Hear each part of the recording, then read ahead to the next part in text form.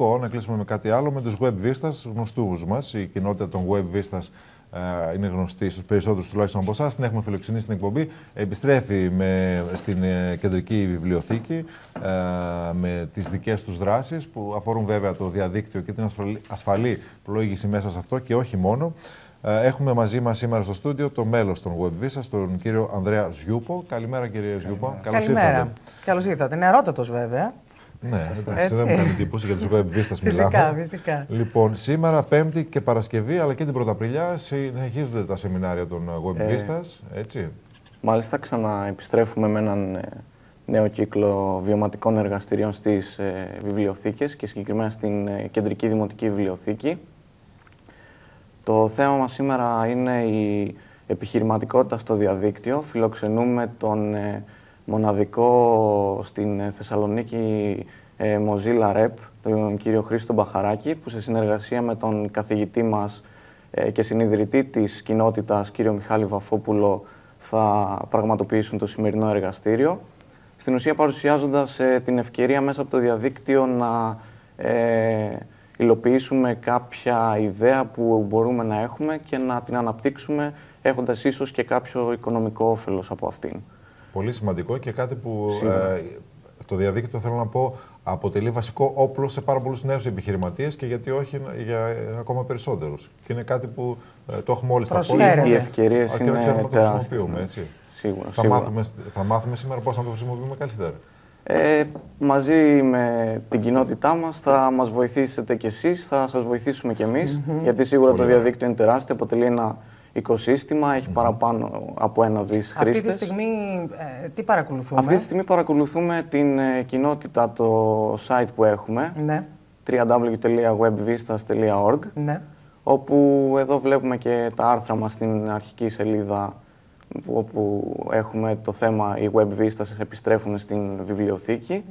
Για περισσότερες πληροφορίες μπορείτε να βρείτε εκεί μέσα, γιατί οι θέσεις των εργαστηρίων είναι συγκεκριμένες, είναι 20 άτομα ένα εργαστήριο και θα πρέπει να γίνει κάποια κράτηση. Είναι εντελώς δωρεάν. Ποιες είναι οι ηλικίες που συνήθως απευθύνονται για συμμετοχή?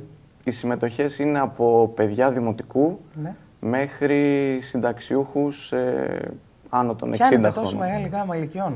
Ναι, αφού όλοι χρησιμοποιούν το διαδίκτυο, θα πρέπει να πιάσουμε όλη την γάμα. Σωστά. Βέβαια για το συγκεκριμένο θέμα δεν ξέρω, επιχειρηματικότητα και διαδίκτυο. Το συγκεκριμένο θέμα είναι κάποιο πιο εξειζητημένο ίσως. Πιο εξειδικευμένο. Αφορά συγκεκριμένο. Θα υπάρχουν όμως και στη συνέχεια, παράδειγμα την Πέμπτη θα είναι το εργαστήριο με θέμα το project στο σχολείο.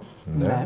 Ένα ιδιαίτερα ενδιαφέρον θέμα, πώς μπαίνει το διαδίκτυο μέσα στο σχολείο, η ασφάλεια και πώς φτιάχνουμε τις εργασίες μας. Αυτό βλέπουμε τώρα, αυτό παρακολουθούμε. Τώρα παρακολουθούμε μέσα, project στο σχολείο. Μέσα στην κοινότητα όλα τα θέματα που σχολιάζουμε, καθώς έχουμε χωρίσει την κοινότητά μας σε 8 κατηγορίες, από τη δημιουργία του διαδικτύου μέχρι το διαδίκτυο στο μέλλον.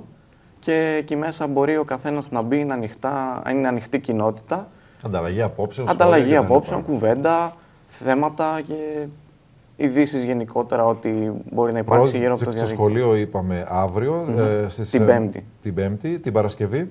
Την Παρασκευή είναι οι ρυθμίσεις και η χρήση του Facebook. Ένα εργαστήριο το οποίο είχε μεγάλη απήχηση στις παιδικές βιβλιοθήκες, γιατί το εργαστήριο πραγματοποιήθηκε συνοδεία παιδιών με γονείς, όπου έρχονταν ο γονιός και έβλεπε πώς να προστατέψει το παιδί του μέσα στο Facebook. Και σίγουρα και το παιδί μάθαινε. Πήγε καλά αυτό, Πάρα πολύ καλά. Μεγάλο ενδιαφέρον οι γονείς. Πάρα πολύ καλά και γι' αυτό ζητάνε και συνεχώς να επαναλαμβάνεται. Μάλιστα. Και το θέμα της Πρωταπριλιάς πάλι έχει να κάνει με το Facebook. Πρωταπριλιά πάλι έχει να κάνει με το Facebook. Είναι τα Facebook fan pages, οι λεγόμενες σελίδες που έχει το Facebook για διαφήμιση. Όπου και πάλι παρουσιάζουμε έναν δωρεάν τρόπο διαφήμισης μιας μικρής επιχείρησης, έτσι ώστε να... Και ανέξοδο, έτσι. Ανέξοδο, ακριβώς.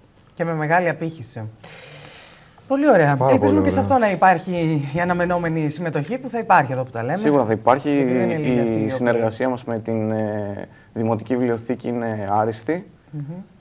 Μας βοηθάνε σε κάθε βήμα μας. Υπάρχει και ένα σκεπτικό να έχουμε κάποιον σταθερό χώρο στην Κεντρική Βιβλιοθήκη 2 φορές το μήνα, ενδεχομένως κάποια μέρα.